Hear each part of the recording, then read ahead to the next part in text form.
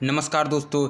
इस साल भारत ने G20 की अध्यक्षता की थी। राजधानी दिल्ली में 9 और 10 सितंबर को इस सम्मेलन का आयोजन हुआ था।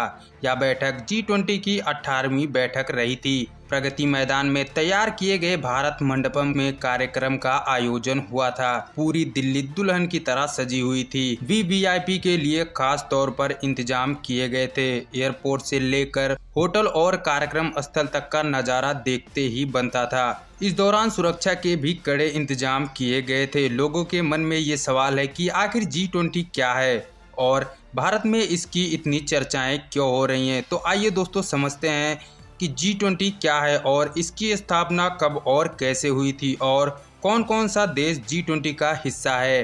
G20 को ग्रुप ऑफ 20 भी कहा जाता है। इस समूह में 19 देश सदस्य हैं और ग्रुप का 20वां सदस्य यूरोपियन यूनियन है। G20 समिति का आयोजन साल में एक बार होता है। यह विश्व का बड़ा वैश्विक मंच माना जाता है। G20 की आधिकारिक वेबसाइट के मुताबिक वैश्विक बाजार में यह संगठन 80% का हिस्सेदारी रखता है और तकरीबन 2/3 आबादी का प्रतिनिधित्व करता है। G20 में कौन कौन सा देश शामिल है?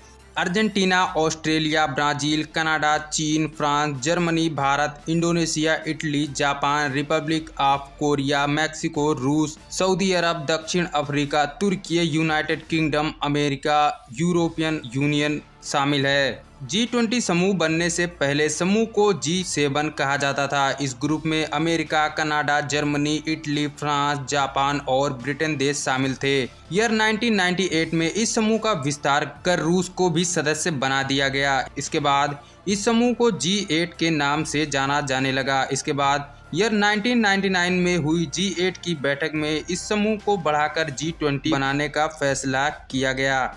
इसी साल बर्लिन में हुई बैठक का आयोजन हुआ जिसमें G20 को आधिकारिक रूप से बना दिया गया। G20 की बैठक की अध्यक्षता हर साल अलग अलग देश करता है। पिछले साल G20 की अध्यक्षता इंडोनेशिया के पास थी। इसके बाद G20 की अध्यक्षता भारत को सौंपी गई। अगली साल ब्राज़ील G20 की अध्यक्षता करेगा। G20 क्या क्या काम करता है? G20 का मूल एजेंडा आर्थिक सहयोग और वित्तीय स्थिरता का है, लेकिन समय के साथ साथ व्यापार, जलवायु परिवर्तन, सस्टेनेबल डेवलपमेंट, स्वास्थ्य और कृषि संबंधित मुद्दे को भी शामिल किया गया है। G20 में 2 स्तर पर समांतर तरीके से चर्चा होती है। पहले स्तर को फाइनेंशियल ट्रैक कहते हैं, जिसमें बातचीत का काम वित्त मंत्री संभालते हैं और साथ ही इस बैठक में केंद्रीय बैंक गवर्नर भी शिरकत रखते हैं।